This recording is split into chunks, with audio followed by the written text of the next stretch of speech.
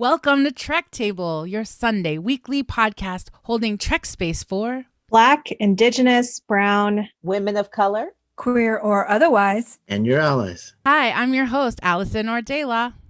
Hi, I'm your co-host, Claudia. Hi, I'm your co-host, Marie. Hi, I'm your co-host, Maya. And hi, I'm your co-host and ally, Arthur. We're so excited for all of you to join us for episode 1 of the Trek Table recorded in front of our live digital audience. Welcome to everybody in the digital audience. Our opening track for this episode is titled Silence of the Moon by the band Quetzal off of their album Quetzal. You'll be hearing several tracks by Quetzal throughout this episode of the Trek Table. Follow them at Quetzal Music on Instagram and see our show notes or the chat for a link to their merchandise and more. Yes, welcome to the launch, episode 01 of Trek Table Podcast, recording on stardate 013121. I am your host and the show creator, Allison Ordela. And I just want to say as we get started, thanks so much for tuning in and just showing up today for this conversation with women of color and our allies about Star Trek. When I met Star Trek Disco and Commander Michael Burnham in the USS Discovery, I quickly just connected to the responsibility hoarding, the determination to seek excellence, and the belief that the people who were my crew were my family and that we were tied to an important place. So as a Disco fan, I was seeking a space to just have these convos about the show without having to wade through fragility or hostility. And I wanted to create a space where I could just sit around and listen to a bunch of women of color and our allies talk about Star Trek so that we could be fans and we could connect to each other, and so that I could hear queer women of color and our allies as well as queer women of color about Discovery and all of its sibling shows, Short Treks, Picard, and Lower Decks. So this is my offering, Trek Table, a digital live talk show Sundays at 4 as an expression of the intersection of my multi-multiness. And I want to hear about yours. So welcome to this weekly ritual. And we want to welcome all the different kinds and layers of Star Trek knowledge. So as a way to begin, we ask ourselves, how do you enter the Star Trek space? So whether it's Discovery or Next Gen or original series or the movies, maybe you're a Kelvin timeline fan or not, the cartoons, we'd love to know. So as we get ready to go around, we invite our friends gathered in the Twitch chat. What's up? Welcome. Go ahead and tell us, how do you enter Star Trek? Marie. Can I invite you to help us model? Can you share your name, your pronouns, and a sentence about how you enter Star Trek? Sure thing. Hi everyone. I go by Marie or Marie Wren. I use she, her pronouns, they, them in solidarity.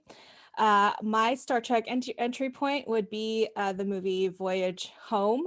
And watching that, I actually watched that in San Francisco in the 80s.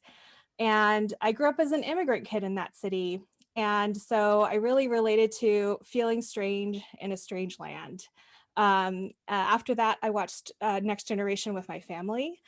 But then I didn't really re-enter the Trek space until the Abrams movies. And then now I'm just jumping into Discovery with only season 3. Awesome. Welcome. Claudia, what about you? Claudia, gender pronouns, they, their, she, hers. You can use those interchangeably. And I like to do an access check, and I have a muscle disorder, which means sometimes I'm going to pull a face, but I'm never pulling a face at one of my fellow Trekkers' observations. I'm pulling a face because one of my muscles is pulling me. Other than that, all my access needs are met because I've got so much Earl Grey tea hot. I'm so happy. I entered the Star Trek world through my family. I was born into it. It's a Star Trekking family. There are certain traditions and lineages and vocabularies that we have, secret codes. We watch all the things over and over and over again, all of the Star Treks. It brings us all so much pleasure. So it's a diasporic loving of all of the Star Treks in my family. Welcome. Maya, introduce yourself to the assembled Trek Table, please. Hello. Oh, so we're showing off our mugs. This one says Central American Unicorns. We've been through some shit. So my lovely friends made that for me, which sort of expresses a little bit about who I am and how I come into the space.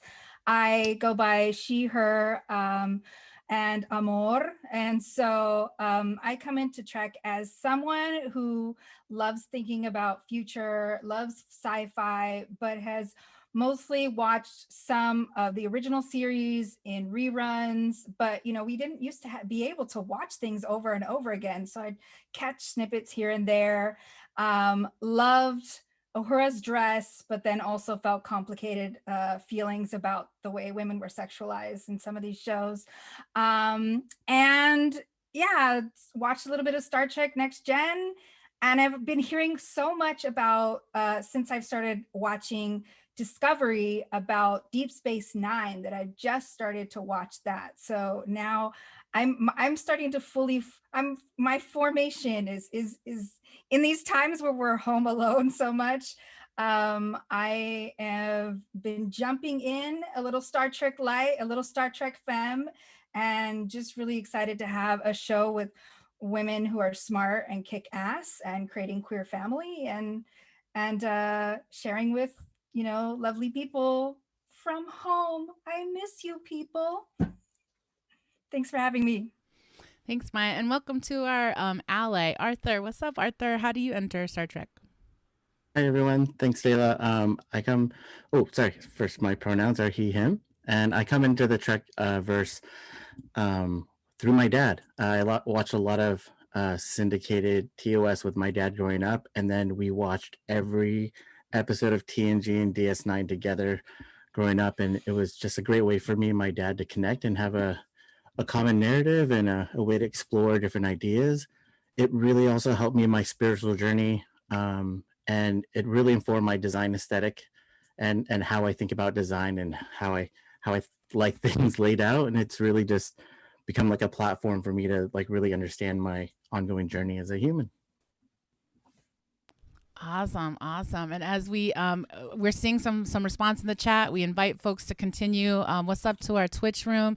If you're listening, you want to join us over live, we're at twitch.tv/outpost13. And so I'll just say, hi, I'm Aliza or Dayla. My pronouns are she, he, they, and Dayla. And the original series always lurked in the back of my mind in reruns, but Next Generation is really where I found it. And I'll just say that friends and marching band geeks in high school, of like my marching band geeks of color homies that I was with, we went to Trek convention. We went to one Trek convention, and I got a great story about going to a fundraiser at the Arsenio Hall show and not getting in, but getting a backlot tour. So that's a great follow-up piece. But I'll just say I really resonated with Burnham, as I talked about in my open, and like this crew, I would say I would follow the Red Angel into the future. So, Arthur, any folks in the chat you want to amplify? How are folks entering Star Trek with us today? There was a resounding everybody loves and came into TNG.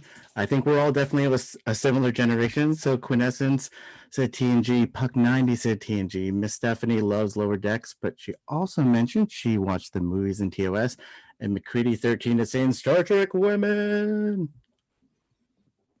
Amazing. So yes, we're going to continue to want to hear that. And if you're listening to us on the podcast or the YouTube archive, feel free to drop in the comments, because for as other folks view or listen, it'd be great to see your notes. So we do want to say welcome to everybody who's here, and we appreciate that this is an opportunity for us to learn together. So as we start this ritual, I'm going to invite you to go ahead and settle yourself, plant your feet flat on the floor if you're standing up, if you're sitting down, and go ahead and just take a breath in through your nose and out through your mouth. This would not be a Dayla production if we did not breathe. So we are inclusive, whether you are a newbie or you are born, I believe it's cradle trekkers. I'm curious about this terminology. I recently heard Kennedy Allen name on a Women at Warp episode. So yes, want to welcome everybody, whether you are a newbie or a fandom and you know all of the lores. Whether you use the Trek table as your nerdy exploration or even a part of your weekly self-care ritual, Trek table is a weekly space to put down the world for a second and come into the Trek space.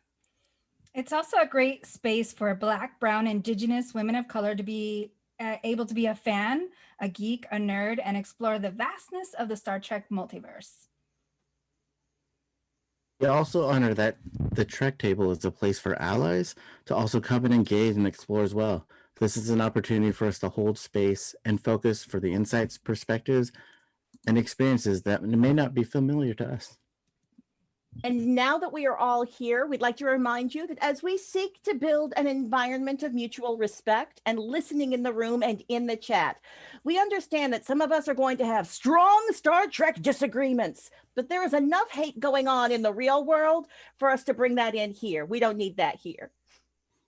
Yes, yes. So we appreciate all of you being here with us. We ask you in the chat to be about the love and sharing the love, welcoming in the folks. So let's all go ahead and breathe in those agreements. Go ahead and take a breath in through your nose and out through your mouth. And as we head into our first musical interlude, we're about to talk about this show. So I invite the assembled Trek table, whether you're on video with us or in the chat, I want you to think about who or what are you holding Trek space for this week?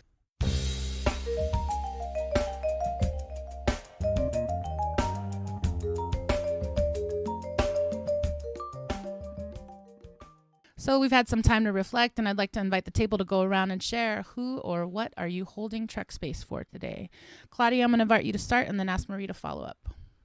I'm holding Trek space for the long-term Trekkers of color, the long-term Trekkers from the marginalized communities who have been doing so much labor in their head canon to make the stories we love so much be all right. And I'm holding Trek space for them because we are now experiencing a whole new Trek where we don't have to do so much work anymore. We can lay them burdens down. That's awesome. And today I hold Trek space. I'm just thinking about being inside and indoors for so much of this past year. And so I'm holding Trek space for anyone who feels like they've been inside for way too long and just need to venture out, whether it's by exploring television or doing something safely outdoors. Thank you. Maya, who or what are you holding Trek space for? I am holding Trek space for anybody who has felt like an alien, an outsider, who also just wants to recognize our similarities, our differences with love and passion and fire, and even with all the fear and challenges in the world, that aliens are awesome. So who's left? Arthur, who are you holding Trek space for? Thanks, Maya. I'm holding Trek space for all the creatives that are swinging for the fences this season in Trek. Just everybody having the courage and the wherewithal to keep on this voyage and to provide us like a platform and a place to tell stories of people of all shapes and sizes and all the ways that we are so complex. Yeah. Dayla, who are you holding Trek space for today? I would say I am holding Trek space for, I often will say Michael Burnham, but today I want to say I'm holding Trek space for Sonequa Martin Green and the whole company, the cast, the creatives, the producers, everybody at Star Trek Discovery. I'm just so grateful. I'm so grateful that we had this season, that we're here today, and I can't wait to talk about it. So I'm holding Trek space for Miss Sonequa Martin Green and all of the work that she has put in and the secrets she has had to hold as we have waited to see what happened to Michael Burnham in 3188. Arthur, can you give us any highlights from our Twitch chat? I see there's a bunch of talk going on. What do we the funny part, this is a very interesting process that we're going through right now because everybody loves Claudia's hair. I really want to say that. Shout out. And replies are still coming in about holding Trek space today, but I do want to call out, to amplify Jess Queen One, who's holding Trek space today for Trek Dabblers, who are now all in with Discovery. Amazing. So we're hearing a little bit about what we're holding Trek space for, and folks in the Twitch, please keep telling us what you're holding Trek space for. So we're holding Trek space for long-term people of color Trek fans who no longer have to do all that imaginative headcanon to envision ourselves there. We get to enjoy and rest a little bit. We also want to hold Trek space for folks who are excited and loving and passionate, and anyone who feels like an alien. And Marie, I heard what you said and I wrote it down, and I can't read my writing. Will you remind me again? I'm so sorry. Yeah, people who might feel stuck inside right now. Stuck inside. Thank you for helping me. Yeah, and I actually, this is a great season to talk about feeling stuck inside. So thank you for helping me bring that back. People who feel stuck inside. Yes, right, alone in the pandemic. And then Maya picked it up and said, yeah, anybody who feels like an alien. Thank you to Arthur for folks who are creatives, holding up the Sonequa Martin Green and all the folks who made this show. And then the Trek dabblers who have discovered that Star Trek Discovery is your place. So holding all of those things, that's what we're holding Trek Space for today. So let's get ready to jump into this recap, and go ahead and just one more time, take a breath in through your nose and out through your mouth.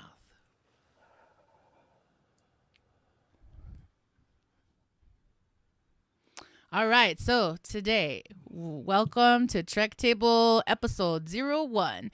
And thematically, we're going to recap season 3 of Star Trek Discovery, and we're going to think about self, family, and Starfleet as we get into some of the bigger thematics. But we're also going to explore the show in a couple of different ways. We have a popcorn recap sequence that we've rethought for this recap episode. We're going to jump into Design 3188. We're going to look at a little bit of the form, fashion, and function in Space Runway. We're going to explore these themes of self, family, and Starfleet and thematics. We'll amplify some signal boosts for women of color, and we'll get to these Trek tables. So I want to welcome everybody who's assembled and invite you to think about and share some of your reflections on season 3. We're going to jump into that. So if you haven't guessed yet, we have spoilers. And if you're like me and don't want to suffer spoilers, if you have not yet watched season 3, no worries. You can go to CBS All Access and start watching Star Trek Discovery season 1, episode 1, Vulcan Hello, and then come and join us next Sunday when we will actually go back to the beginning of the series. Yes, yes. And then you can come back, join us. Ooh, I'm so excited. I want you to come back next Sunday if you haven't been watching Disco, Star Trek Disco, and join us live here at the Trek Table digital audience. You'll be caught up and ready to go, and we're going to start season 1. So thank you all for checking us out. So we want to say thank you, goodbye lovingly to our friends who don't want spoilers. Come back next Sunday. If you're going to stay with us, yay. Here there be spoilers. I am so excited. We are all so excited to talk about this season. So we're going to jump in with Trek Table question number 1, posed to Trek Table assembled in the chat and here on screen. Question number 1. Of all the worlds visited during season 3, which was your favorite?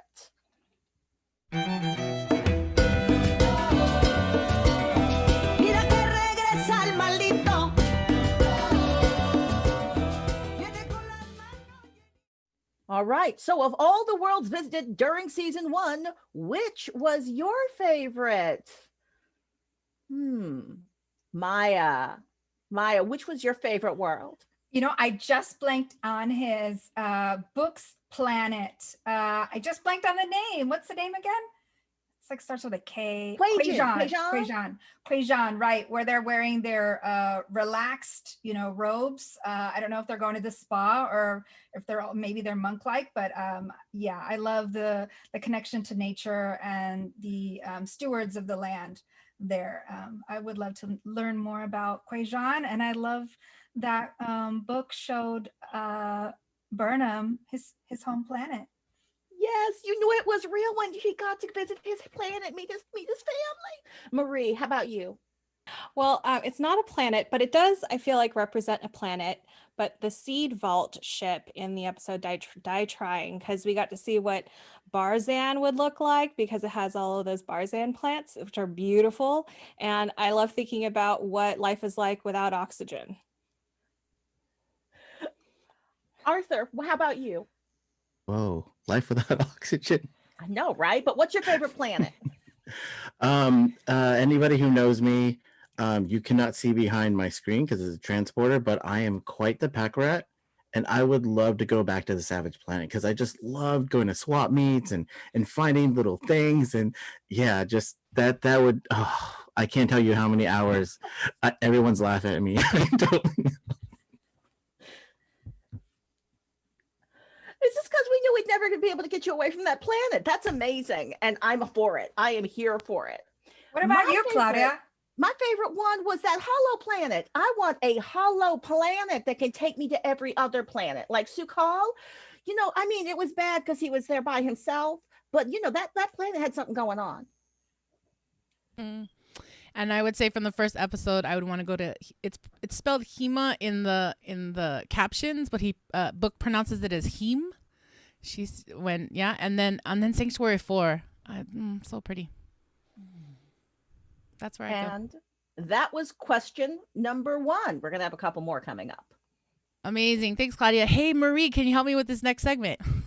Sure thing. Okay, so as you know, we want to first say shout outs and love to all the folks who've been in our pre-launch rehearsal recordings, who've seen us kind of work this stuff out. When we're in pre-launch, when we do individual episodes, we have a fun segment called Popcorn Recap. And folks know this because the game is simple. We have 2 minutes to share, chunklets of plot, one at a time. And it's funny because Maya, you and Marie are newbies. Arthur can't remember names. Claudia was raised in a Trek household, and I like to talk a lot.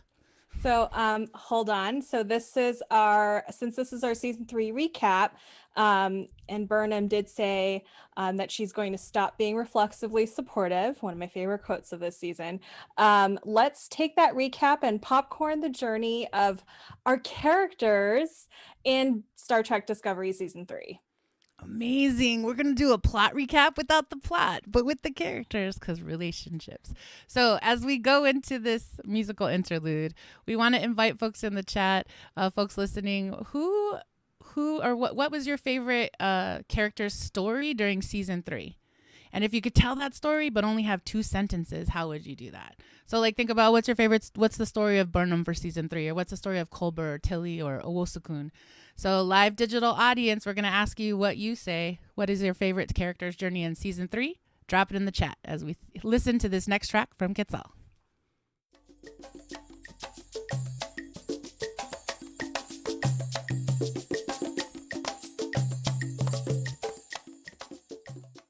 Welcome back to Popcorn Recap, or Recap Popcorn. So the game is simple. We have 5 minutes to share the chunklets of characters' story arcs in season 3. We have 14 characters. We'll do one at a time. Yes. So we're gonna try this out. We think it's gonna be funny because Maya and Marie are newbies. Arthur can't remember names. Claudia was raised in the Trek household.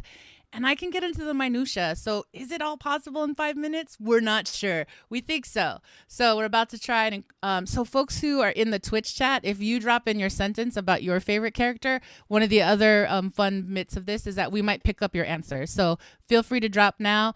We're getting ready to go.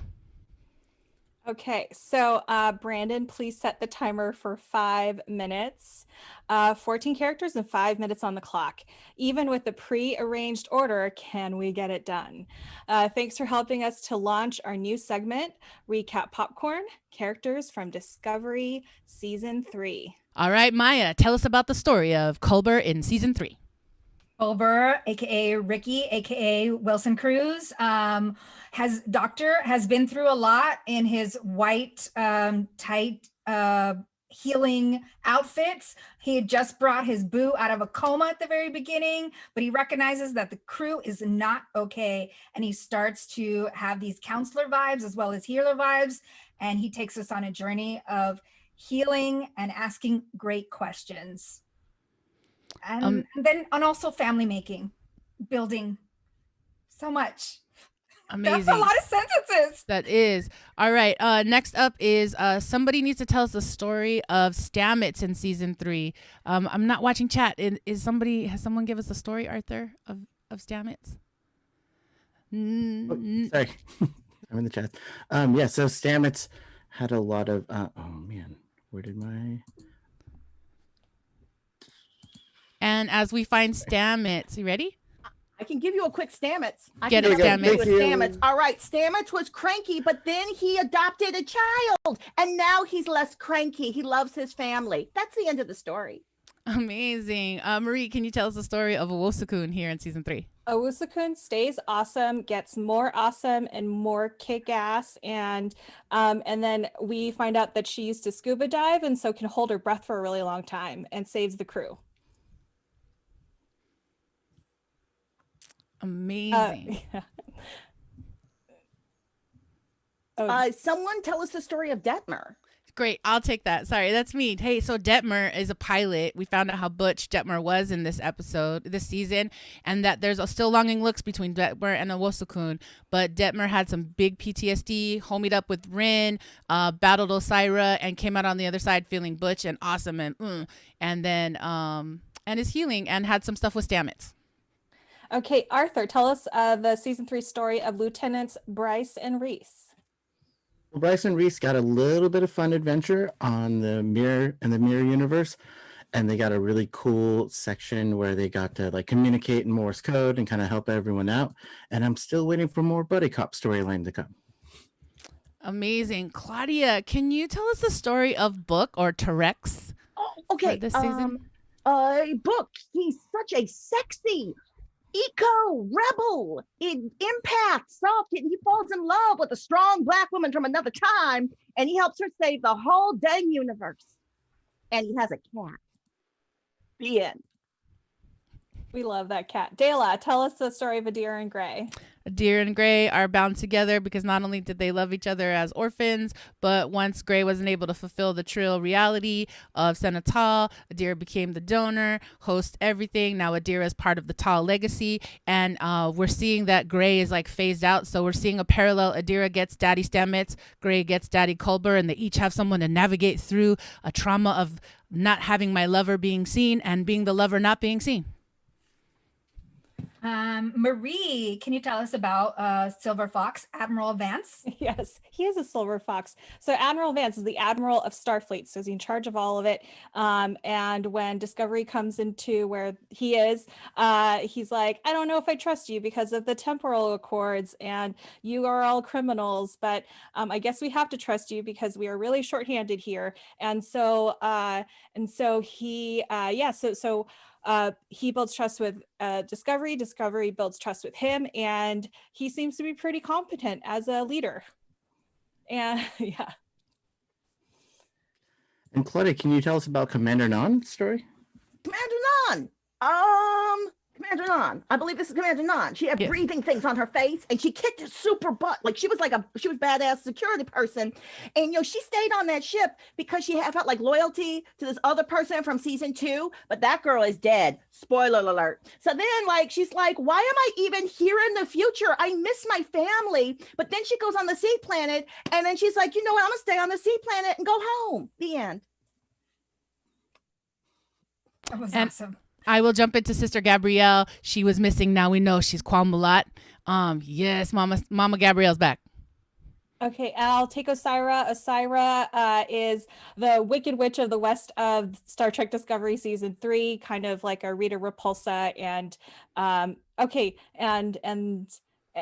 she's the villain, the big bad. I'm going to take Tilly. She had a great leadership arc from ensign to number 1 and back to ensign. And I'm here for her, and she will always be my number 1. But Jojo, the Mirror Universe baddie who makes her own rules but still loves her daughter and has the best one-liners. I love Jojo forever, striking the fear in the hearts of others. Okay, last 2 summaries. Saru, Marie, can you give us a really quick sentence on Saru and his journey this season? Okay, Saru, he is in command of Discovery, and then it becomes the captain and really finds his voice as the leader and captain of Discovery throughout this season, and is a great diplomat. Mm-hmm. And last but not least, Michael Burnham went from First Commander Red Angel at the top of season 3 to ending as our ship's captain with her new catchphrase, "Let's fly," or my new favorite, "Drop it on my mark." Okay. So we went a little over time, but I think we actually did a lot better than we maybe have anticipated. So that was our time today. Thank you for joining us for Recap Popcorn. Awesome. And if you're like a meticulous fan and you want the act by act breakdown of every single episode of Star Trek Discovery Season 3, we want to amplify and boost out and give love and props to the women at Warp. Thank you to Kennedy Allen and Sue for the week that you subbed in. Kennedy Allen's got some really great weekly recaps, so get all those needs met there. We encourage you to visit them at womenatwarp.com. We'll drop that in the chat notes and in the chat as well.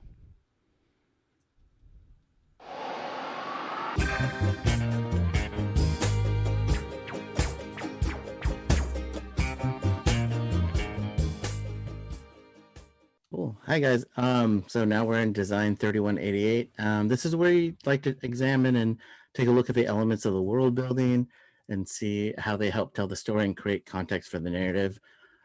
Since this is the season recap, before we jump into all that, we kind of want to look over, because we're going to look over a couple topics. We just wanted to see like what's everyone's impression? Like, what did you guys like about the aesthetics and the pacing? Like, how was the overall look and everything for you guys this season? Can I jump and actually ask Marie?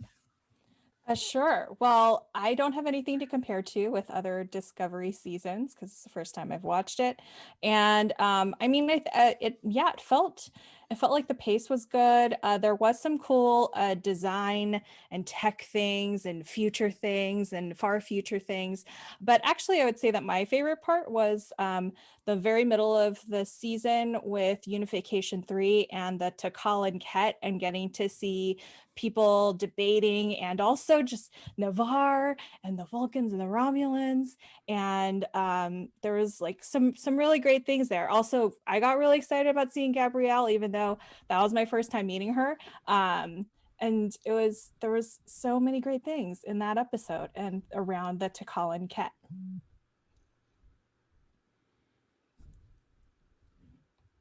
I love it. I can jump in. I will just say this. I really love this season. I appreciated that we got to feel the payoff of all of the things that happened in 1 and 2. And I was struck by everything we saw, but waiting for everything we did not. And I'll say my last thing is I do find comfort in pausing the screen when they're in the Starfleet dock and it's all like light apple. We'll talk about that later, but that's a pretty place to me. You know, I'll be honest, Arthur. I'm glad you asked because I want more episodes. I love the aesthetics. I think they're just doing such a gorgeous job with the design, and they're spending so much money on it. And you know what? You could have less sexy battles and maybe more episodes with more characters doing things. That's because I was raised on the level of stuff that they had in the 60s, though. So I have a very low bar for what I want from their special effects. I want more episodes. I definitely hear you. I'm in that point of seeing that balance between them shifting how the narrative runs and not being that syndicated platform. I totally feel you. As we move on too, the next concept was about space travel. Space travel was so centered for this season, and like how people moved and how they got around, and the resources and the politics that were involved. I wanted to see, do you guys feel, what did you guys feel about the space travel and everything this season? I super love when the ship spins around in a new way. That was super cool when they're doing the spore space travel. And I don't know, we haven't talked about this before, but I was late night doing some sort, going down a rabbit hole, and I found out there is an actual scientist named Paul Stamets who studies spores. Yes. So I just want to say Star Trek is always doing their homework. Namesake. Yeah. Yes. Mushrooms, spores, they're a thing. Maybe it's really, we're still waiting for those flying cars, but My mind's blown. Yes. And sorry. No, go ahead. I just want to jump in on that and say, yeah, I'm all about the Mushroom Network. And I really like that we're getting this sense that, and I know a lot of people have feels about it, but I did like Book being able to be the empath and stick his hands into the nanogel mani-pedi machine and manicure machine. And I noticed his orange empathies did not activate, but I wonder if it's because his hands are in the nanogel. Like I'm doing a little bit of headcanon, but I'm actually like, and then here's the thing that I love about this is that Stamets is the scientist who made the ship fly, but Book is the empath who makes the ship fly. So there's this interesting conversation about science, like old science, new science, or like Western world, Eastern world science, or like, you know what I mean? So I'm curious about what's going to happen, but and then I just will say my favorite moment in the show doesn't even happen at the end. It's when Burnham is in charge of the Discovery on the away mission, and she gets to say Black Alert, it just, and then at the end of the show, I want to see her say Black Alert and Book jump us there. Well, she says it. I don't know. Anyways, I could go on. I just want to amplify. Oh, go ahead. I was just going to say, I recognize Black Alert has nothing to do with race, but every single time they've said Black Alert, I've been like, yeah, Black Alert. Yes, Black Alert. Now it just feels like it's going to be a book Black Alert. I love it. Every episode now. We also want to amplify for the folks listening to the podcast that we just had an image of David Ajala with his hands in the nano gel manicure pools. When I was rewatching it to Detmer, when she's flying Book's ship and the programmable matter and, you know, all the keys and whatever, but she decides to make her little hand, you know, she decides to turn the programmable matter into these, what would you call those? Like, I don't know, like a space simulator things. Manual handles. Like, joysticks. Yes, yes. I'm lots of vocabulary learning about Star Trek here. Yes, the things. Yes, I like that part. Pushing the buttons. All of that knowledge is welcome. We're happy to share, Maya, and expand, you know, all the vocabularies. I also want to amplify in the chat that I think Love Whiskey is saying for the first few episodes of the series, I thought they were saying Blank Alert. That was interesting. And then, I want to give a shout out to IFing Love Whiskey. It's another show on Apple's 13. And I wonder how many whiskeys you had as you were listening to those first few. Because I love that show. I've been on the guest on that show. So love and thanks for being with us today. Arthur, can I ask a question? Like, we're talking about whiskey right now, but synthahol was one of the things that Book discovered. And I wonder, like, we heard some stuff about replicators this season. Is that something you wanted us to jump into? Wait, that's actually the next one. It's so funny. So yeah, it's an interesting trope that we have in Trek, and I think this season was very interesting too because there was a discussion about some people have replicators, some people don't have replicators, and I want to see what was your guys' approach, or how did you guys feel like that was? There's so much new part of that lore that was shared this season. Yeah, well, okay, so I feel like before episode 12 of this season, there's always been reference of replicated food, and synthahol is not really alcohol, and you know how things don't really taste exactly the same. And then we learned that replicated food is poop. And so like, oh my gosh. And it was such a, like, I can't believe that this is what it is. And they just said it, even though it's sort of been implied, I guess, this whole time. And it was just really exciting. It was really exciting for them to admit it. I know. That's funny. And just to amplify for people on the podcast, we also put an image up of the apples and the food when they had that meeting.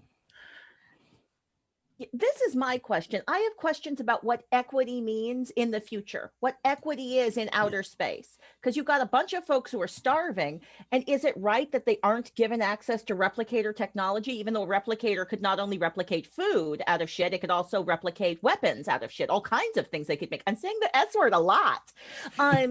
So I'm curious about the further conversations, explorations they're going to have around holding technology back from people and how that impacts equity. That seems how Osira is able to exploit people, you know, because she has access and she's, you know, in trade. And I mean, I don't know if we are going to talk about that, but she seems like she represents capitalism, or like the extreme parts of capitalism that hoarding resources for the few and exploiting people to get those resources. Yeah, I'd love to hear any more on that too, for me as well, because I think resources and also transportation, those are really big iconic themes in Trek, because the what's the first rule in Star Trek, man, I really cannot remember. The Prime Directive. The Prime Directive is you can't encounter another culture if they don't already have warp. But if anybody has limited warp, then all those functions change. And then who has food, who doesn't have food, and and what is it like trying to rebuild now what is a utopian society if not everybody has the basic necessities? Is it just me, or does dilithium sound like maybe a drug that you'd have to take, to maintain your your happiness levels? No, lithium, maybe no, Well, just me. Right. There's lithium, right? So which helps with like, which often gets prescribed to people who are bipolar. And yeah, it does sound like a drug. So does trilithium. And Marie, you're so amazing. You haven't seen Enterprise. You just accidentally did small spoiler. There is a section in Enterprise where there's a dilithium relationship and it's used like a drug. How'd you do that? Well done. Oh, okay. I had no idea. Maya. I had no idea. I had no idea. That was awesome. I'm also totally thinking like we got to make a graphic for that. But yeah, there's a lack of that, right? In this whole season, right? The dilithium is what people need. Yeah. It's that Mm-hmm. main resource for sure. Sorry, we got to keep moving. So on the next topic, just as we quickly wrap up this section, is AI. I know New Trek AI has been a huge topic, whether it's Picard or seasons 1, 2, and 3, and then also even in Lower Decks. And I just want to see what your guys' ideas were. In this season, we also saw the sphere data interacting with the crew, becoming dot 23s. There's so many new things. Does this mean that we have droids now in Trek? So I guess I just want to. Well, I have something I want to say, but I'm holding back because it's about the ship. But I think there is a character, the character of the ship, and if you have not seen Short Treks, which is also on CBS All Access, the very first episode of Short Treks stars Aldris Hodge. That's his name, right? Who's in One Night in Miami right now, directed by Regina King. Regina should come and direct Star Trek. But Aldris Hodge plays a character and is on the actual ship in the future. So I don't want to spoil that. I do send folks that way. And I'll just say I'm excited for us to go back to season 1 to track the journey of the ship and the spore drive and all the alls. Just want to amplify in the chat too that McReady just said, I'm also trying to get off dilithium myself. Hey, if it helps you, just, what is it? Todo con exceso, nada con medida. No, that I'll have to translate that some other time. I want to just go back to this AI question around, really my question is around droids. Now, I have more droid issues in the Star Wars universe and the kind of slippery, problematic areas it brings them into. I wasn't a big fan of Picard, but I appreciated them actually having the thematics and actually acknowledging that this is complicated. So I'm very curious about how in future seasons they're going to acknowledge and negotiate around sentient AI, and even Gray, who I'm suspecting is going to be getting some body action through some kind of a hologram or something. So yeah, it's complicated. Identity is complicated in the future. Definitely. Oh, I love all that. So actually we're just about wrapped up now. So let's as we look into the next seasons, I'm so excited to join everybody for the rewatches for season 1 and season 2 and when we get to talk about season 4. So it'll be amazing to join everybody for that discussion. So we're about to head into our next musical break, if I'm understanding correctly, and that brings us to Trek Table question number 2. Which character did you discover the most about this season?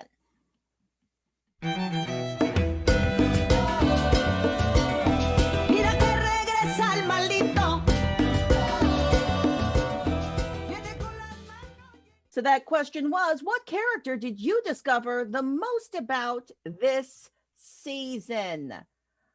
I'm going to switch it up, and I'm going to start with Arthur. I never start with Arthur. Arthur, which character did you discover the most about this season? So funny. I'm so not prepared. I think for me, my one of my entries, my two main entries are always Saru and Tilly. I think for me this season, we got to learn so much about Saru. I think in such an amazing way that that Trek is built this way now.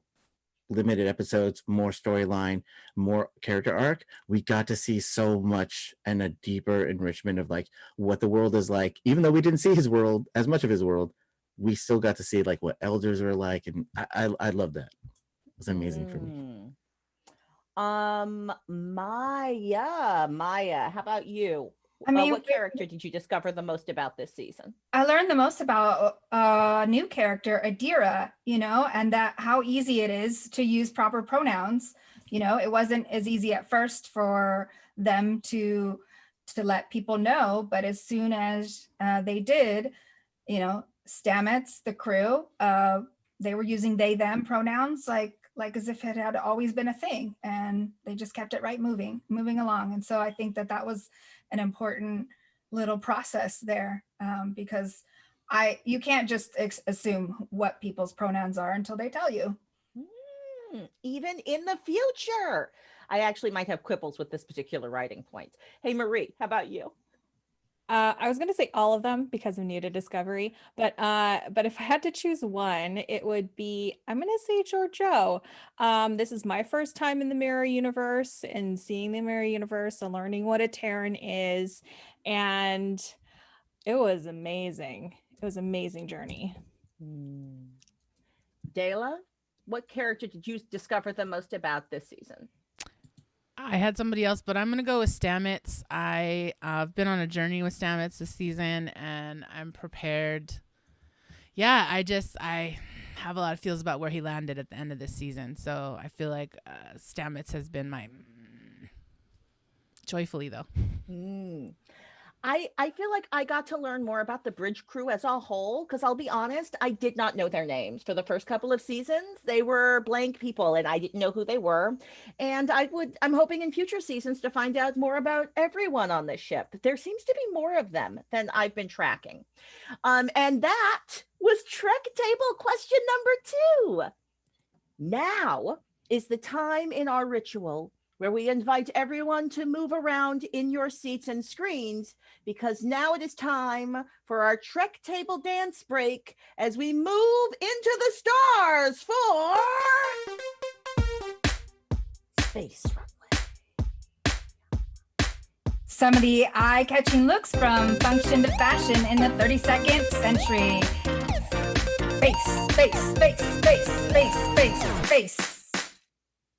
Space Runway. Welcome to Space Runway. This week we are doing some highlights from the entire season. And now season 3, 10 categories instead of just individual looks.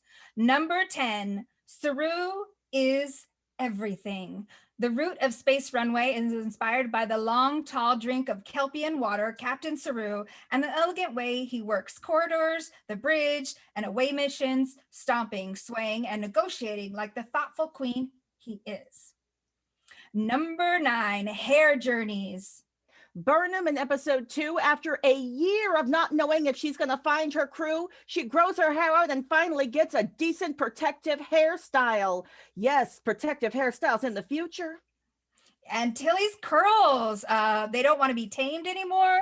They're half up, they're half down, they're in high ponytails, they're romantic curls with body, oddy. And then they get straightened with straight up evil, with flat iron, flat side swept bangs, and stick straight hair in the Mirror Universe as Captain Killy. Ooh, yes, with the Tilly. And I think we also need to have some honorable mentions for Detmer. Detmer with that sexy side fade, and she's got them so lined up, and then she's got the swoop. Come on, Detmer with that hairstyle. Space barbers, yes. And number 8, goodbye blue, gold, silver, bronze, and medical white. I'm actually going to miss these blue body conscious uniforms. Dr. Culber looked so good in all white. And then the blue uniforms look sleek and comfortable. But I never said anything about the uniforms because they were always just there for me. But now they're going away. I feel like I'm going to miss them. So, but what do we think about the new gray uniforms with the command red stripe, the science blue stripe, the ops yellow stripe, and the medical white stripe? I mean, do we know enough yet? Do we hope they're going to work a little more on them? That the looser coats don't get caught up on anything when crawling in the Jeffries tubes? I think we'll have to wait until next season. Number 7. Away missions give us an opportunity to see how other cultures dress. So we have Adira as a Zahian, Culber as Bajoran, Gray as Vulcan, transformed by the holographic program on the ship in Kiev. That's episode 12. And then we also have the tactical vest, utility belts, shoulder lights, pockets, and holsters. Oh my. Let's not forget overcoats, cowl necks, and monk robes that look more like we're taking a trip to the spa. And Burnham hiding her uniform in episode 1, Saru and Tilly on episode 2, Away Mission, and let's not forget, the Quajan spa robes.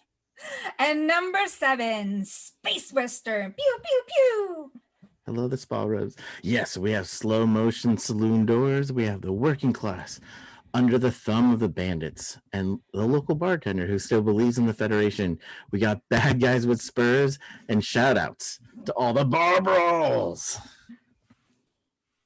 Number 5, leather, leather, leather. Book wears loose, rugged leather, probably vegan though, considering his connection to all living things. When leather gets tight and demands respect through fear, Giorgio's corsets, waist cinching coats, her fly jumpsuits with that are sleeveless, and then of course Osira and the regulators in their uncomfortably structured uniforms.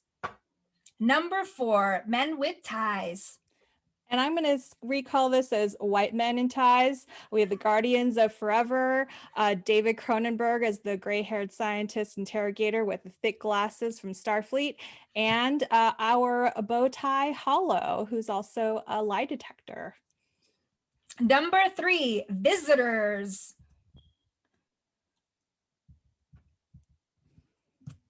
We got the president of Navarre, Tarina, walking around the hallways of Discovery during the Unification 3 episode. We get the leader of Earth. We get to see Burnham walking the hallway with Sister Gabrielle. Burnham does a lot of important business in the hallway. Book says he wants to stay on the ship. Giorgio has her first PTSD flashback. So we have all these great visitors. Sister Gabrielle in her Quambalat outfit. I love this neckline. We're showing visuals of President Tarina from Navarre, and then just Ponytail Man Zara, as we've talked about him, just sitting in the captain's chair like he running it. No, bruh, no. Number 2, Mirror Universe, drama, drama, drama. Oh, excess, the dark reds, the blacks, the gold plated everything, accessorized to the teeth. Everybody gets makeup, dramatic amped up eyeshadows, guy liner, lips, the phasers, just the details on the swords and the agonizers and the space opera. You know, they're just in a whole different dimension. We're feeling it. And number 1, Her Most Imperial Majesty, Mother of the Fatherland, Overlord of Vulcan, Dominus of Kronos, Regina Andor, Philippa, Giorgio, Augustus, Eoponius, Centaurus, our love, Giorgio, or at least mine. I am actually wearing this long pony in honor of Giorgio today. And, I realize that in trying to dress for today that I need a leather jumpsuit, or 2, some asymmetrical leather vests, long emperor coats, crowns. I'm going to miss her, but I guess we might see her in her own series. And that's Space Runway for this week. Fashion, form, function in the future.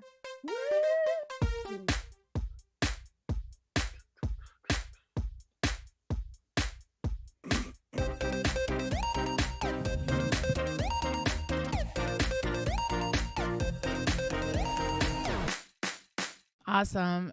Thanks for that. So, as we've been recapping the show, we're nearing the very end. We have these last couple sections, and as we jump into thematics, I know we've talked a little bit about Starfleet. We're talking about capitalism and the Design 3188, and I just wanted us to continue in that as we talk about what we learned in Starfleet and thinking about Osira as not only a fashionista in her leather with her leather squads but that there's some really intense conversations about capitalism. She does try to broker peace with with Starfleet, and there's questions about accountability. So I wanted to open it up. I know Claudia and Marie, we were having some conversations, thoughts about this. Claudia, I wonder, you want to share some thoughts about anti-imperialism? Well, sure. Well, for me, it was I was initially disappointed with the bad guys, but then I realized I've been trained into a narrative arc where there's one bad person and you beat the bad person, and then you have the good guys and everything's good forever. And I think I prefer this narrative arc where there are bad guys, but they're not actually the big bad. The big bad is lack of communication. The big bad is lack of resources for the people. The big bad is having lost some natural, better ways of collaborating with each other. The big bad is imperialism. I see head nods, Marie. What are you thinking? Yeah, no, I'm definitely thinking about that. And that also relates to what I was going to say, which is I know this is what Star Trek is and has always been about, but getting to see all the diplomacy on display, what I like to call adults being adults, especially watching this in our context of 2020 and being towards the end of 4 years of President Trump, just kind of getting to see people be able to talk to each other and talk to each other in a civil manner. And it was just really nice to see, and I really appreciated that part, and it was I think a highlight for me of getting back into Star Trek with Discovery. I thought it was shocking to see when we finally come to Earth, and that Earth has been disconnected, and that they are guarded, they're jaded, they're xenophobic, they're isolationist. In this future, they don't trust the crew of the Discovery, and I thought it was a metaphor for this country right now. Not everybody, obviously, but what's been rising to the surface, this idea of fear of others, as if others from other countries and all these man-made borders, as if the what kind of resources and what we want from people, but how we treat them, and that moment, that sort of Scooby-Doo moment when that one guy who's wearing the mask is revealed that he's also a human, he's also an Earthling, and so it's like this moment that Earth is afraid and of itself almost. And so I'm interested to see how Star Trek does this, and it seems like this is part of its MO of analyzing itself and politics and community and world building in that respect. Yeah, totally. I think this is Trek just kind of being reflexive and understanding that all these factors are kind of changing now, and being more realistic about how they're expressing. I want to also say McCready 13 in the chat is saying fear is a mind killer. Jess Queen is saying yes, Claudia, and also it's so about us having this conversation about real Trek politics and everything.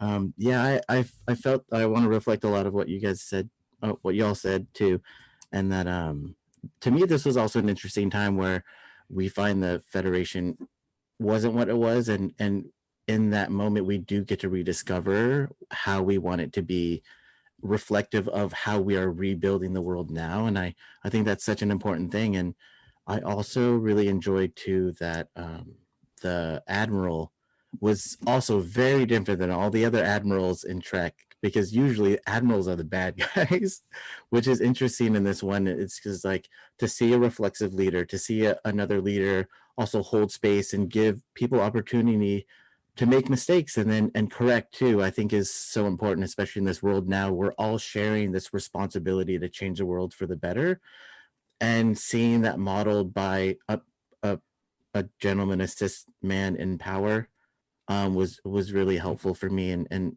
gave me some good feels. And I hope to see more of that in the future, and also see more of Burnham in those leadership positions. And I want to see her develop in that, and get to see through her how all this will be changing in the future. And that kind of brings you to this next piece. I mean, you brought up Vance, and I realized there's this moment at the end of the season when Vance is kind of signing off on Burnham becoming captain, and he tells a story about his family. And the way he tells the story after my second watch, I was like, oh, are they gone? Is that Vance's my family is gone story? And you remind me of my gone daughter. So I want to bring in this idea of family because the crew jumped in to 3188, 88 people followed Burnham into the future. And we have that moment with Stamets where he's like, we jumped in the future for you, we're here. So I just want to offer this opportunity to have us talk about family. And as we talk about family, I just want to say thanks to everybody in the chat who's like cheering bits for us and giving us gift subscriptions and all the amazing things that are happening in our stream. Thank you for joining our Trek Table family. We're curious to folks in the chat, like, how do you feel about the families in Star Trek Discovery? Because we always talk about the ship as a family, and we have that, but there's like all these other sub families. So Marie, I wonder if you want to jump in here. You had some reflection on the disco crew.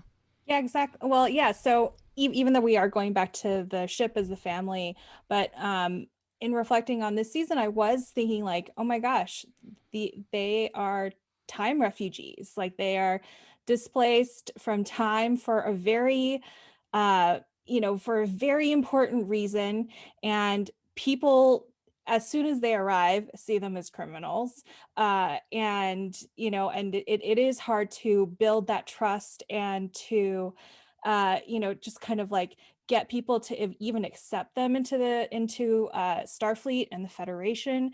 And I think it's also why when Burnham kind of goes off to accomplish her own personal agenda, or at least like a larger agenda, it almost feels like a betrayal, because the thought of losing just one person from their crew, or the potential of losing that one person from the crew, is so tragic.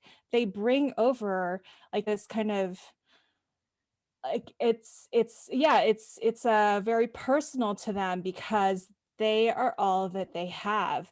And especially in the episode where they finally find Starfleet, and the thought about being split up, and the ship being renovated and gutted, and just like it just seems really devastating. And so so I thought it was really interesting how that kind of plays out throughout this season. Yeah, absolutely. I think also, I mean, it's space drama, right? I mean, it's like if families weren't separated, and that that's something that is very real to me. The idea of family separation, right? And also they've just found each other. How hard that is, but also because that's the reason why I watch TV and especially serial, because I know there has to be some sort of loop back, right? There has to be a conflict drama. It may not always get resolved the way I want it to. And the way it does get resolved is through the building of teamwork and different type of family. And I think when some of you were talking about leadership too, it's like different ways of leading. Sometimes you don't have the stars, or you don't have the stripes, or you don't have the role, right? But you have something important to provide to for the greater good. You have a different way of doing something. So I think that's something that Burnham represents, that Tilly also represents.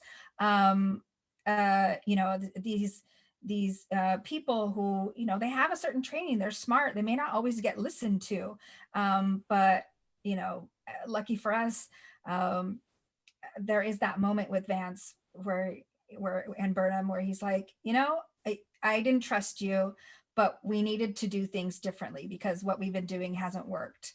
So I think that relates to all of these other things in terms of emotional intelligence, diplomacy, the way we can look at politics as well, and how we want to build our own worlds is try listening to the women of color, the people that have been critiquing our systems for so long, and have a lot of ideas of how to make things work in a new and different way. Yeah, people in the chat too are definitely amplifying this. Jess Queen One also said too, the family you choose was definitely a theme for me in season 3. For me too, even going on the family situation is, for me, it was kind of a double-edged sword too, with the Stamets situation. And I thought it was interesting for me because, in a way, I loved having the representation. And I'm like, I don't want one of our queer characters to be like the mean guy or the bad guy in the episode, or not understanding. But at the same time, I feel like it's a double-edged sword because this is a show with so many people of color and different orientations, that people that are queer. And so in this opportunity, when we have so many people that are queer on the show, there is an opportunity to show that there's complex characters, there's fleshed out characters, and people have those times and those arcs to have disagreements and then not have disagreements, and then find that duality and find that way with their family, because all of our families have arguments. For me too, another special moment was Burnham and her mom. I'd spent 5 years in a Buddhist monastery, and I've also experienced a lot of the other kids when I was there. Their parents were also like a mother or a father was a monk or a nun, and seeing monks and nuns visit us, and then seeing their lay parents visit us, it was so interesting seeing that interaction and how we all interacted with our families, having left home and having other family members leave home and come and also like judge us because they know what our world is like from the inside out. So it was very interesting for me, and to see that reflected. I was not expecting to see that in Trek this season. It was really cool for me. Amazing. I want to use that as a bridge as we enter this kind of last few minutes of this segment. So we're talking about family, and then I also want us to think about self. And so I'm wondering if we could think a little bit about, these moments when it, and I'll just say, like, for fun and disagreement, is just like, I still have a lot of feels about Stamets throwing at Burnham, that they were there. And so I appreciate that conflict, and it just makes me, as a person who cares about Burnham, who's seen what Burnham is carrying, like, I just want to fight on her behalf with Stamets. So, but Claudia, I know you have a much more nuanced kind of connect around what we've seen with Burnham this season and what we're getting for her, because she's getting things this season that we never get to see her get in season 1 and 2. Well, I have no idea if this is connected to anything, but inspired by what I have just heard, I'm thinking about how season 3 of Discovery was anti-heterosexist. It was about commitment in a non-heterosexist framework. It was about commitment and leadership and deciding what you're loyal to, what you're going to give your life to, who you're going to stand for outside of the requirements of capitalism, outside of the requirements of imperialism.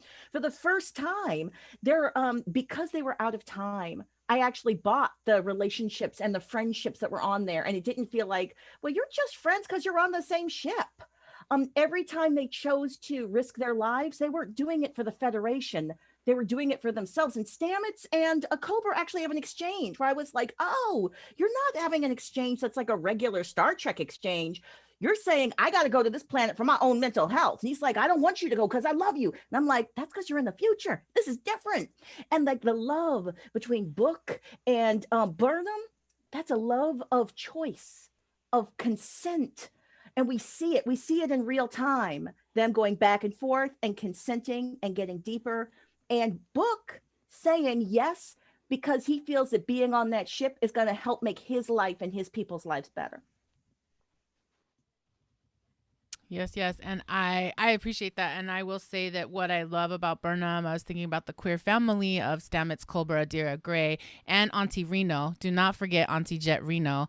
And I would say that in just all the honesties, the second episode when they're trying to fix the ship and we have this moment between Non and Giorgio. And for those of us who've been watching Lesbian Longing Looks and a season 2, and then we have this moment where Non and Reno are standing there, and I just had this moment of like, I feel visible queer woman of color culture or queer woman culture that I don't get to see actually happen. And I feel like what I've discovered is the imagination of people of our pop culture doesn't allow for the complexity of what queer relationships look like between people of different genders.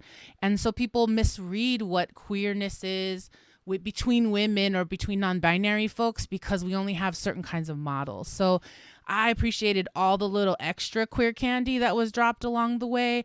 And I appreciated how, Adira knew to go to Auntie Reno to get the comm badge so that they could go down to the surface to save Daddy Culber. Like, so just the way in which it parallels queer fam, and then how I see that in an individual and how I see I'm going to talk about Burnham in my final thoughts and her hardcore arc. It's a super spoiler intense conversation if you haven't seen season 1 and 2. But I will say the last thing I want to say is I love that it didn't take them a long time. And that book is not obsessed with what is his like power context with Burnham. He just wants to be near her. He just wants to, I just feel like it's like you're saying, Claudia, it's such a different way to experience relationship. And I feel so grateful that we get to experience this. Definitely, too. Everyone in the chat is totally vibing. Quintessence is saying Jet Reno requesting/eating chips during interrogation is a mood. So good. Paul 2D2 is snap, snap, snaps. Just Queen 1. Yes, Claudia. The consent and the growth from that consent. So great. And McCready 13. I love that. It's all about how they feel about each other. It's about duty and responsibility to the relationships we value. Mm-hmm. Family we choose. That's what's up. All right. And those are some of our thoughts as we wrap up season 3 of Star Trek Discovery here with Thematix. And as we head into our next musical break, Trek Table question 3 is, if you could invite someone to direct a season 4 episode, who would you like to invite to direct?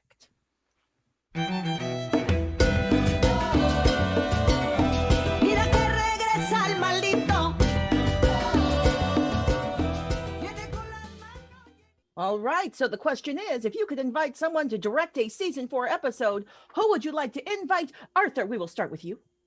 First, want to say everybody is also loving the music in the chats. It's been amazing. For me, the director that I would bring on is Christopher Nolan. Marie and I just watched Tenet, and we're gonna rewatch it with Brandon. And what an amazing time travel, messing with time episode Tenet would be able, Christopher Nolan would be able to do. I can't even imagine.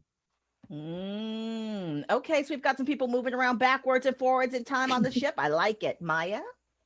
I'm not that familiar with bunches of directors, but I'm just thinking of, how Ava DuVernay has been bringing in people into the realm of directing and giving people opportunities. I just want to say a shout out to Rachel Ramis, who was tapped by Ava DuVernay to direct an episode of Queen Sugar and Aurora Guerrero. So just all of those powerful women of color directors. Oh, loving it. We got Misha Green, Ava DuVernay, and Patty Jenkins up in the chat here. Hey, Marie, who do you think we should bring up? My choice was Misha Green because of Lovecraft Country and everything that she wrote and directed for that series, season 1. And so, and if not a director, please bring her on as a writer or as a guest writer for one of the episodes. That'd be awesome. Thank you. I think this is my new favorite section because I feel like we're just making requests to the Star Trek producers. Dela, what's your special request of who they should hire? I want to ask Olutunde Onsunsami again. All that work this season, all seasons really, but maraming salamat po Olutunde Onsunsami for some gorgeous work this season. And also Hannah Lee Culpepper. I cannot wait to see what she does. So I hope she gets to come back. Anyways, my offer is this: Regina King, please. And I know season 4 is already being filmed, so season 5. I like this. This is good choices. I'm gonna vote for. We're gonna bring some Ryan Coogler up in here as well because I like the work he did with Black Panther and Fruitvale, so I feel like that would be a good. These are very good suggestions. Well, that was the end of our questions. Mm-hmm. Can I say that really quick? Taika Waititi just came up in the chat, and yes, I'm so sorry I did not say that, but yes, Taika Waititi. Yes. I would, the melancholy exploration, amazing. So yes, thank you for Trek Table questions number 3.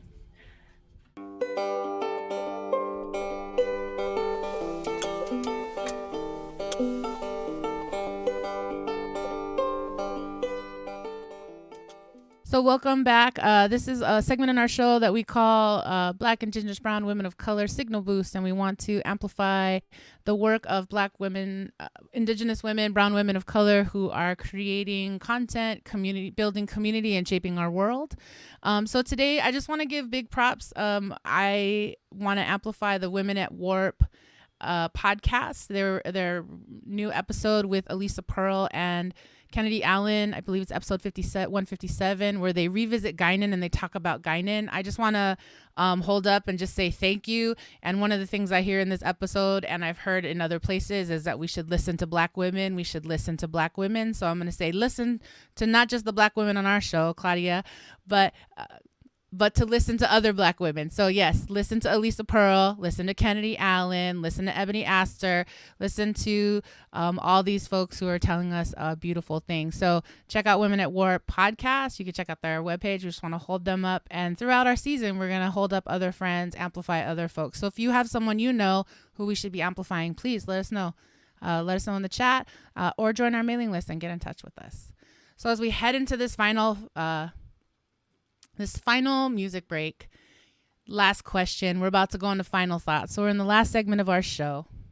And I'm going to ask our friends in the Twitch. Thank you so much. You all have been amazing. You've been giving us life with all these gifts and bits and who we want to see direct the show. And now my last question to you and to the table assembled is, what are your final thoughts on season 3 of Star Trek Discovery?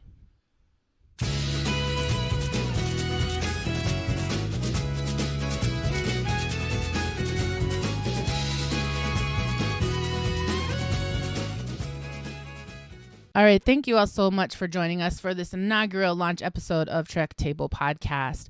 At the end of every show, we do offer folks their final thought of the week for that episode. But since we're in a season 3 recap, and because we're exploring gamifying and making it fun and connecting the dots, we're gonna give each co-host 2 minutes. Maybe this will become our Trek Table logs. I don't know. But this is our final thoughts on season 2. So Brandon's going to give us 2 minutes on the clock. And each of the hosts is going to go ahead and go. And I'm going to invite, as our friends in Twitch are still telling us what their response is to Disco 3, I'm going to invite Arthur to go first. Incoming transmission. So I want to amplify too, from the chat's quintessence. That's what I want more of: discovering general character, scenes, natural humor and charm that comes from that. For me, swinging for the fences, representation matters. I think this has been such a beautiful season and seen so many people's arcs, leadership, so many new things that are modeled, even calling in and calling out in the discussion about of joining the Emerald Chain and the Federation. But for me, the biggest thing is we've done the entire season together as a cast. And for me, being able to share this space has been the most amazing thing. And to share the space with everybody on the show, and then to have a place to talk about all these things. And I'm just kind of really excited about. I hope everybody is going to join us for the recaps for season 1 and 2, and how Trek Table keeps growing, and as we watch the show keep growing. And that's my. Yes, Maya, can I invite you to go next? Okay. Incoming I mean- transmission. We have been recording this podcast in isolation during a pandemic. And, so I think it's just, I wouldn't be watching this show if I didn't get into it, and I jokingly call it my space novela, because I'm like, oh, what's going to happen next? And, as someone who's an educator and someone who teaches about, representation in the media, and I often challenge my students to actually not only learn to critique and watch, not as just as a consumer, which is fine to check out. And that's absolutely what I've used Discovery for, is to just kind of be able to chill once in a while and think about something else other than what's happening on the news, but also, critical, asking questions. And also, what is it like to actually make art? What is it like to actually make something, create something? So I think that we can get stuck in all of in these realms, in these separate realms of either being critical or saying, I know how to do things better than you. But what does it mean to collaborate with other people, or to build something, to think about, to step outside of the stress of the world and figure out what you want, what's next, and what you want to create. And so I'm grateful that the makers of this series took risks, brought in some really talented people. And I'm also grateful to be working with some talented people on this podcast, honestly, to be able to talk about all these themes and metaphors and make fun and have light, and also, have some conflict and some challenges in the next, conversations that we bring up. So, and 5, 4, 3, 2, 1. Transfer of data is complete. I'd like to also amplify in the chats. Jess Queen 1 is like, yes, Maya, space novella. Awesome. And up next is Marie. Okay, thank you. I am ready. Go. Incoming transmission. So I came into this, I've mentioned this already a few times, but as someone new to Discovery, just with season 3, I would say I came in as a Trek light person, and I'm coming out of this a Trek medium light person. And I've really enjoyed this whole journey. I've especially enjoyed being able to watch this season with other people, to be able to still have like something social to do with a purpose, and also to be able to bring in discussions about justice and feminism and intersectional feminism, and how we are and how we stand up for each other and how we hold space for each other, and to see a lot of these things even like brought up in something, I don't know, for me it wasn't expected to find it in Trek, and we have, and it has happened a number of times throughout season 3, and so I have really appreciated that and cherish it. And so to be able to also do something with a purpose in 2020 is, I'm really grateful for that it has been hard to find purpose in lockdown and isolation, and so other final thought about this season is also just kind of, what does it mean to be so committed to something, and how does that change when that thing changes? And so people are constantly evolving, entities are constantly evolving, and we always have to look at and examine what that means to us as individuals and as a collective. 5, 4, 3, 2, 1. Amazing. Thank you, Marie. Claudia, can I invite you to go next? Yes, I'm deeply excited. I'm ready Incoming for it. transmission. So, Star Trek. I was raised in Star Trek. Star Trek has always been a group activity for me. You watch Star Trek so you can talk about it. After you're done watching Star Trek, you call up your family members and you ask them, are you caught up? So we can talk about it. But we're not only talking about the episode, we're using it as a conduit to talk about the world. It's been this constant beautiful thing that's just been a cultural thing that brings me so much joy, but it's also been a lot of work. It's a lot of work to be a Star Trek fan as a Black woman, as I alluded to at the top of our podcast. A lot of looking at a white man's journey and finding some piece of it that I could feel, looking at an alien metaphor and going, oh, I think that alien metaphor is about maybe some piece of my queer identity, maybe, and mapping my experience onto that. And for the first time, this entire season felt autobiographical. This Black woman and her hair journey, I was like, oh, I am with that. I am seeing it. The idea of, what is it to try and be a leader as a Black woman? Do you lead from the inside, from the outside? What is the best space to lead from? I'm curious about, well, the outside is dangerous. The outside is dangerous. We spend so much time being afraid of the gigantic repercussions that can come from just some small group or of damaged people who have huge amounts of power. Watching this season was like watching empathy porn. It was like watching how I want people to behave when they're in charge of stuff. I want them to be a team like the Star Trek team. Don't be a Trump, be a Tilly. Share your power. That's leadership transition. All right, 2 minutes. That's not enough time, y'all. It's not enough time. But yeah, the Star Trek was in my heart this season. Transfer of data is complete. Amazing. Thank you for that. Thank you all for that. And if you are in the chat with us, whatever waves, hearts, love you can give to Claudia, to Maya, to Arthur, to Marie, our co-hosts of this season. I'm so happy that we are met every week, and I appreciate it. And yeah, I'm here for it. So I'm rambling on, and I know it's 2 minutes. So here's what I want to say. We're also going to use this time as a way for us to share and practice spoiler alerts.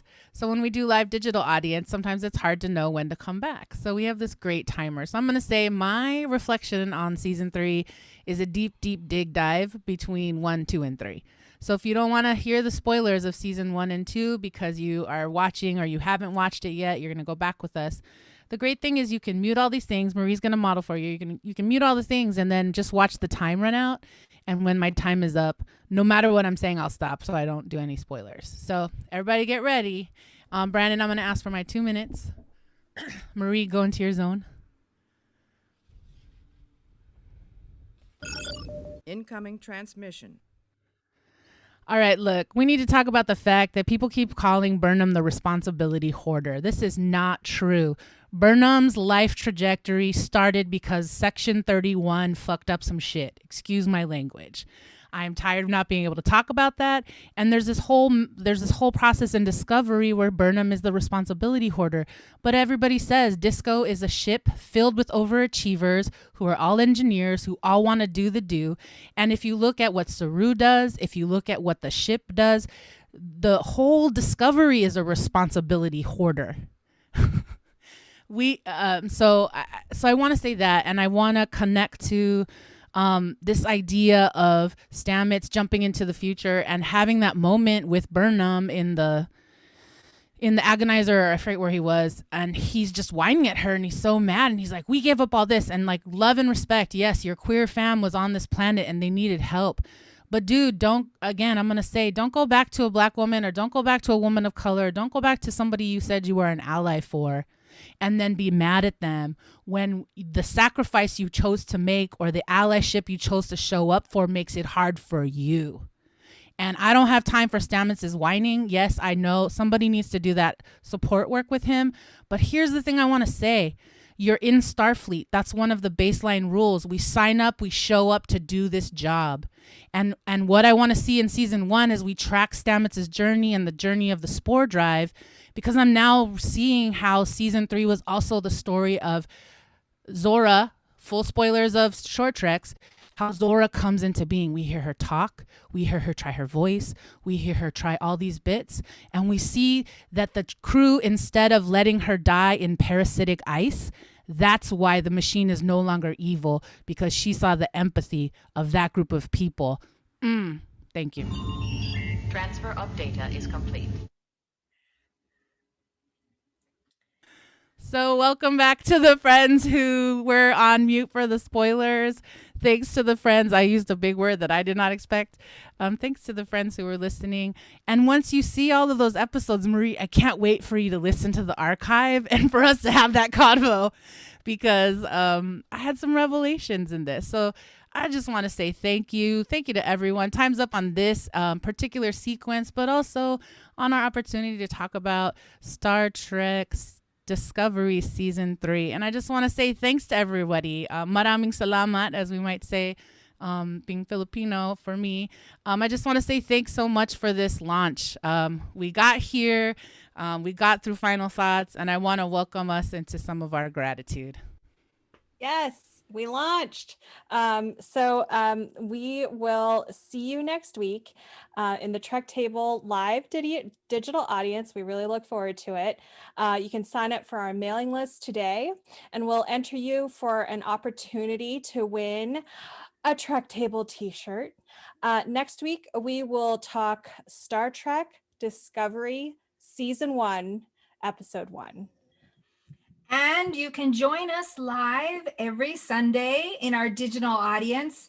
Our next one is February 7th at 4 p.m. Pacific Standard Time here on twitch.tv/outpost13. That's my dog growling his happy growls. Hey, Dayla, is that it? Will this be archived? Is this it? Yes, so we're launching today, Sunday the 31st. We are going to start uploading our podcasts. We're going to drop them every Thursday, so you can get our podcasts wherever you get your podcasts. So friends who missed us, please share with them.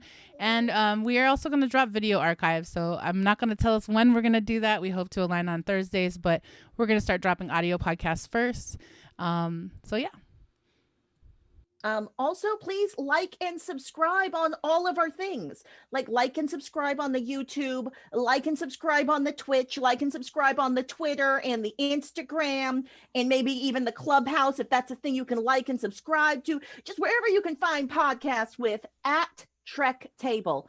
It really helps with the algorithm to get the word out. And if you want to join in on our discussion, please comment. Again, on all the platforms, comment using the hashtags #TrekTablePod or #BIBWOC or #BIBWOCTrek or #BIBWOC Allies or #Star Trek Discovery or #Star Trek Disco or #calling up. Or you can make up some hashtags and then you can suggest it to them when you see us next week on the Twitch. I just want to jump into in the chats. People are saying it's a fantastic launch. Just Queen One says, "Let's fly." Mm-hmm. #I want a Colbert action figure. We do invite folks to, Maya is in search of Colbert action figures. I think she's also interested in Ricky dolls. So folks who might know. I just want to share gratitude and thanks to our co-host team and everybody who helped us get here today. Thank you so much to Marie Wren, to Claudia, to Maya, to Arthur. And I want to say thanks to everybody joining us in the chat. You all are amazing. Thank you all for this energy and these bits and the gifts and all the things we get to learn from you. For folks who are holding space for long-term Trek fans, who are people of color who no longer have to do amazing headcanon. For folks who are holding space for feeling stuck in isolation. We've been holding space today for people who are feeling like they're an alien. We're holding space today for creatives and what they can do, and for Trek tabblers who found a home. And we're holding space for folks seeking equity in outer space. So we're so glad that you've joined us today. We want to say thank you for joining Trek Table production team. Thanks to executive producer Luz Vaminda Jardiwala, co-producer Arthur Wong, production coordinator Brendan Chang, artist coordinator Terry Hashimoto, social media manager Isil Borlasa, and deep gratitude and thanks to Outside In Theater. Extra thanks to Jessica, Paul, and Matt. And of course to Chuck and Rodney and all the friends over at Geekish Network. Geekish Network is going to be our Clubhouse exclusive partner. We'll tell you more about that in episodes to come. And we want to say thank you, and all the love to our extended fam across the Trek multiverses. And finally, the deepest thank you to you here on the Twitchcast or the podcast on our YouTube Live archive. Thank you for showing up for a conversation centering women of color in Trek. Trek Table is the service mark of De La Projects, LLC. Thanks for coming to the Trek Table. We hope you will join us next Sunday. If you want to nominate somebody to be on our panel, submit work, be a musician who plays in our middles, please get in touch with us. We would love to build this table stronger, bigger, more inclusive. Last but not least, join us on Sunday, 4 p.m. PST. We want to hold Trek space for you again soon. Have a great week. Season 1, Episode 1, here we come.